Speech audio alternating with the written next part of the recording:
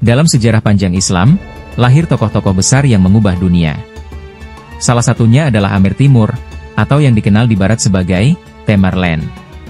Ia bukan hanya seorang panglima, tetapi pemimpin dengan visi besar, yaitu menjadikan Islam sebagai pusat peradaban dunia.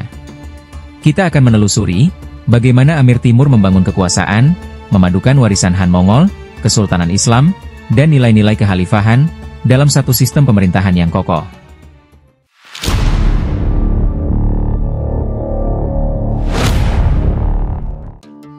Timur lahir pada tahun 1336 di Kes, dekat Samarkand, wilayah yang kini masuk Uzbekistan. Ia berasal dari suku Barlas, keturunan Mongol yang telah memeluk Islam.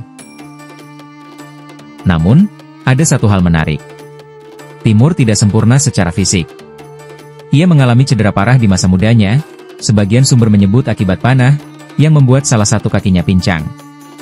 Karena itu, ia dijuluki Timur Ilang, yang berarti timur yang pincang. Sejak kecil, ia tumbuh dengan semangat kepemimpinan, dan kecintaan terhadap ilmu serta agama.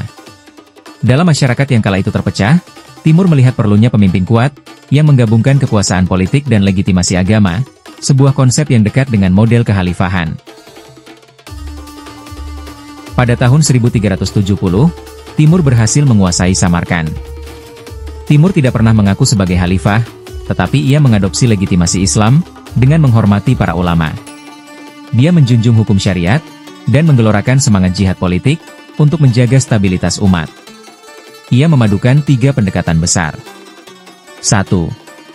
Pendekatan kerajaan, dengan struktur pemerintahan terpusat dan birokrasi rapi. 2. Pendekatan kesultanan, mengedepankan nilai-nilai Islam, membangun masjid dan madrasah. 3. Tradisi Han Mongol, menjaga warisan stepe Mongol dalam hal strategi militer, dan loyalitas pasukan. Sebagai Amir, ia menegaskan bahwa kekuasaan adalah amanah, bukan hanya alat untuk menaklukkan, tetapi sarana menegakkan izzah, dan kemuliaan Islam. Timur memulai ekspedisi besar, untuk menyatukan wilayah Islam yang tercerai-berai. Ia menaklukkan Persia, Mesopotamia, hingga India. Pada tahun 1398, ia memimpin ekspedisi ke Delhi, yang kala itu dikuasai dinasti Delhi yang lemah. Namun yang penting dicatat, Timur selalu membawa kodi, atau hakim syariah, dalam perjalanannya, memastikan setiap langkah, sejalan dengan hukum Islam. Setelah menata pemerintahan di wilayah baru, ia mengembalikan keamanan, membangun masjid, dan menghidupkan pendidikan. Tujuannya bukan semata memperluas wilayah, tetapi membentuk tatanan Islam, yang kuat di bawah satu payung kekuasaan, mirip dengan idealisme kekhalifahan, walaupun ia sendiri tidak mengambil gelar khalifah. Salah satu jejak terbesar Amir Timur adalah Samarkand yang ia jadikan pusat peradaban. Ia membangun masjid megah, madrasah untuk ulama, dan pusat ilmu pengetahuan. Pada tahun 1405, di usia sekitar 69 tahun, Timur wafat dalam perjalanan menuju ekspedisi besar ke Tiongkok, Cina. Ia meninggal di Otrar, Kazakhstan. Rencananya untuk menaklukkan Cina tak pernah terwujud. Namun warisannya tetap hidup.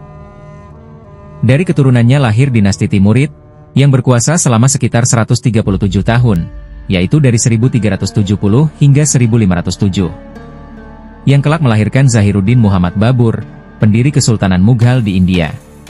Dari sinilah Islam berkembang kuat di anak benua India, yang meninggalkan arsitektur agung seperti Taj Mahal. Inilah bukti bahwa kekuatan Amir Timur, tidak hanya di medan perang, tetapi juga dalam menghidupkan ilmu, seni, dan budaya Islam. Timur meyakini bahwa, kekuasaan adalah amanah dari Allah. Ia bukan nabi, dan bukan khalifah, tetapi ia menempatkan dirinya sebagai Amir, yang harus menegakkan agama dan keadilan.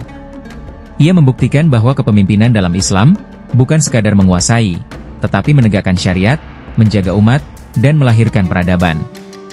Dari Samarkand, cahayanya menyinari dunia Islam, selama berabad-abad. Sejarah mencatat, pemimpin besar lahir bukan untuk dirinya sendiri, tetapi untuk menegakkan kebenaran. Amir Timur adalah salah satunya. Sebuah teladan bahwa kekuasaan tanpa iman adalah fitnah, tetapi kekuasaan dengan iman adalah nikmat dan amanah.